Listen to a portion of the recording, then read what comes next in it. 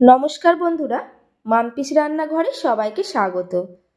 আজকে আমি হাজির হয়েছি ধনেপাতা বাটায় বেগুনের ঝালের রেসিপি নিয়ে।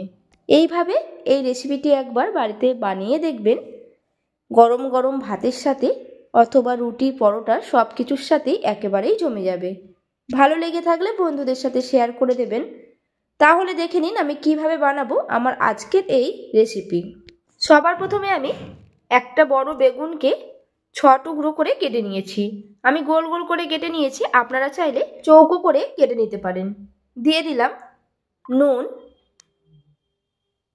হাফ চামচ হলুদ গুঁড়ো দিয়ে দিলাম, আর দিলাম হাফ চামচ কাশ্মীরি লাল লঙ্কার গুঁড়ো। এরপর বেগুনগুলোকে আমি হাত দিয়ে খুব ভালোভাবে মাখিয়ে নেব, যাতে বেগুনের মধ্যে নুন, লঙ্কার গুঁড়ো, হলুদ গুঁড়ো ঢুকে যায়। আর বেগুনটাকে মাখিয়ে আমি রেখে দেব 10 মিনিটের জন্য। দেখুন বেগুনগুলোকে আমার মাখানো হয়ে গেছে। এরপর এটাকে আমি রেখে দিলাম। মিক্সিং জার নিয়ে নিয়েছি, মিক্সিং জারের মধ্যে দিয়ে দিলাম বেশ কিছুটা ধনেপাতা। আমি এখানে অনেকটাই ধনেপাতা নিয়েছি, যত পরিমাণ বেশি ধনেপাতা দেবেন তত খেতে বেশি ভালো লাগবে। দিয়ে দিলাম 5 কোয়া রসুন, আর দিলাম 5টা কাঁচা লঙ্কা। ঝাল যে যেরকম চাইবেন সেরকম দেবেন।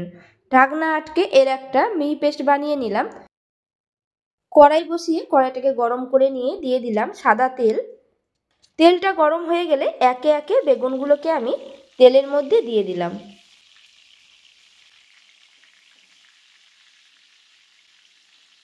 দু মিনিট পর বেগুনগুলোকে আমি উল্টে দিলাম। একটা পিঠ খুব ভালোভাবেই ভাজা হয়ে গেছে, আর এক পিঠ হওয়ার জন্য আমি আবারও 2 থেকে 3 মিনিট অপেক্ষা করব। এইভাবে বেগুনগুলোকে আমি উল্টে পাল্টে লাল লাল করে ভেজে নিয়েছি। দেখুন বেগুনগুলো ভাজা হয়ে গেছে।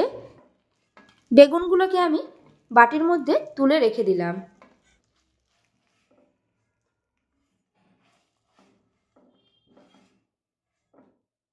ওই কড়াইয়ের মধ্যেই দিয়ে দিলাম আরও বেশ কিছুটা সাদা তেল। তেলটাকে গরম করে নিয়ে দিয়ে দিলাম হাফ চামচ কালো জিরে। ফোড়নটা 15 থেকে 20 সেকেন্ড নাড়াচাড়া করে নিয়েছি। দিয়ে দিলাম পেস্ট করে রাখা ধনেপাতা। বাটির মধ্যে ধনেপাতা লেগেছিল, তাই দিয়ে দিলাম অল্প জল ধুয়ে। দিয়ে দিলাম পরিমাণ মতো নুন, হাফ চামচ হলুদ গুঁড়ো, হাফ চামচ লঙ্কার গুঁড়ো। এরপর সব কিছু একসাথে আমি কষিয়ে নেব 2 থেকে 3 মিনিটের জন্য।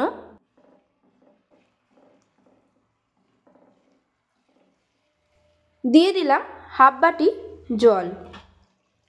এই সময় অবশ্যই নুনটাকে একবার চেক করে নেবেন, যদি মনে হয় নুন লাগবে তাহলে দেবেন। সব কিছু মিশিয়ে নিয়ে দিয়ে দিলাম ভেজে রাখা বেগুনগুলোকে একে একে।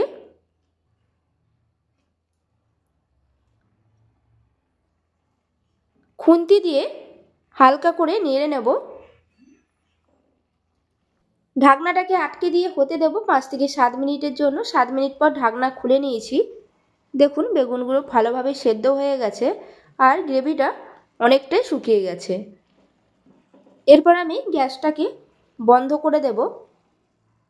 রেডি হয়ে গেল আমার আজকের রেসিপি ধনেপাতা বাটায় বেগুনের ঝাল। রেসিপিটি আপনাদের কাছে কেমন লাগলো অবশ্যই কমেন্টে জানাবেন। যদি ভালো লেগে থাকে একটা লাইক করে দেবেন, বন্ধুদের সাথে শেয়ার করে দেবেন। আর নতুন বন্ধু হয়ে থাকলে আমার চ্যানেলটিকে সাবস্ক্রাইব করার অনুরোধ রইল, পাশে থাকা বেল আইকন সমেত।